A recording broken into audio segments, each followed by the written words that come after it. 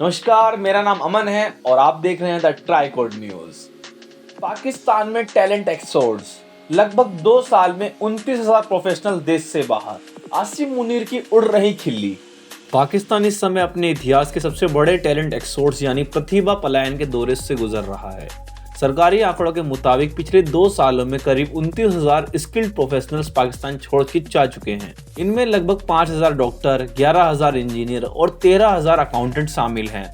विशेषज्ञों का कहना है कि देश की बिगड़ती अर्थव्यवस्था, बढ़ती महंगाई और राजनीतिक अस्थिरता इस पलायन की सबसे बड़ी वजह है। ताज़ा सरकारी रिपोर्ट के सामने आने के बाद पाकिस्तान सरकार की जमकर आलोचना हो रही है। खास तौर पर पाकिस्तानी सेना प्रमुख फील्ड मार्शल आसिम मुनीर एक बार फिर विवादों में घिर गए हैं। दरअसल कुछ महीने पहले आसिम मुनीर ने इस बड़े पैमाने पर हो रहे पलायन को ब्रेन ड्रेन नहीं बल्कि ब्रेन ग्रेन बताया था। अब जब हजारों डॉक्टर, इंजीनियर और अकाउंटेंट देश छोड़ने की पुष्टि हुई है तो सोशल मीडिया पर उनके बयान को लेकर पाकिस्तानी ही उनकी खिल्ली उड़ा रहे हैं। बोगस फर्मों से 500 करोड़ की जीएसटी चोरी। मेरठ से एक स्क्रैप कारोबारी समेत 8 गिरफ्तार। उत्तर प्रदेश एसटीएफ ने बोगस फार्मों और फर्जी बिलिंग के जरिए करीब 500 करोड़ रुपए की जीएसटी चोरी करने वाले बड़े गिरोह का पर्दाफाश किया है।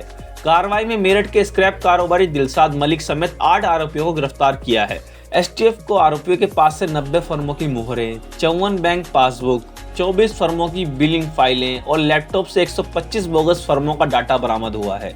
जांच में सामने आया है कि गिरोह ने लखनऊ और आगरा के पते पर भी फर्जी फर्में पंजीकृत कराकर करोड़ों रुपए का लेन देन दिखाया। आगरा में सिर्फ शर्मा एंटरप्राइज नाम की एक फर्जी फर्म से ही करीब 137 करोड़ रुपए की टैक्स चोरी की गई। एसटीएफ के डिप्टी एसपी परमेश कुमार शुक्ला के मुताबिक यह गिरोह लंबे समय से फर्जी फर्में बनाकर सरकार को राजस्व का नुकसान पहुंचा रहा था।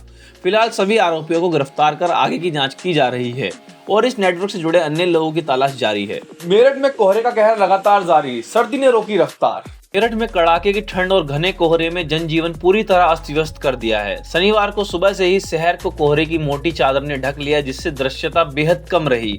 हालात ऐसे रहे कि दिल्ली देहरादून हाईवे पर वाहन रेंगते नजर आए और 11 बजे तक भी कोहरा छाया रहा। पहाड़ी इलाके में हो रही बर्फबारी का सीधा असर मैदानी क्षेत्रों में दिख रहा है। ठंडी हवाओं और गिरते तापमान से लोग ठिठुरने को मजबूर हैं। सुबह काम पर निकलने वाले लोग पूरी तरह गर्म कपड़ों में लिपटे नजर आए। कोहरे के कारण सड़क और रेल यातायात प्रभावित रहा। कई जगह हादसों की आशंका बनी रही। बुजुर्गों और बीमार लोगों को सबसे ज्यादा परेशानी का सामना करना पड़ रहा है। मौसम विभाग के अनुसार फिलहाल ठंड और कोहरे से राहत के कोई आसार नहीं है। हालात को देखते हुए लोग अलाव और हीटर का सहारा ले रहे हैं। वहीं प्रशासन ने सतर्क रहने और सावधानी बरतने की अपील की है। आसाम में बांग्लादेशी मुसलमानों को लेकर हेमंत विश्व शर्मा का बहुत बड़ा दावा, बोला 2027 की जनगणना में होगा खुलासा। असम के मुख्यमंत्री हेमंत विश्व शर्मा ने राज्य की जनसंख्या को लेकर एक बड़ा और सनसनीखेज दावा किया है। गुवाहाटी में एक कार्यक्रम को संबोधित करते हुए सीएम शर्मा ने कहा कि असम की कुल आबादी में करीब 40% बांग्लादेशी मूल के मुसलमान हैं। उन्होंने कहा कि साल 2027 में होने वाली जनगणना में यह स्थिति पूरी तरह स्पष्ट हो जाएगी। सीएम शर्मा के मुताबिक 2011 की जनगणना में राज्य में मुस्लिम आबादी 34% थी, जिसमें से लगभग 3% असमी मुस्लिम थे, जबकि बाकी बांग्लादेशी मूल के माने जाते हैं। सीएम ने यह भी कहा है कि 2021 में जनगणना नहीं हो पाई और अब 2027 की जनगणना में बांग्लादेशी मूल के मुसलमानों की संख्या 40% के करीब पहुंच चुकी है। मुख्यमंत्री के इस बयान के बाद असम की राजनीति में हलचल तेज हो गई है और बयान पर सियासी प्रतिक्रिया भी सामने आने की संभावना है।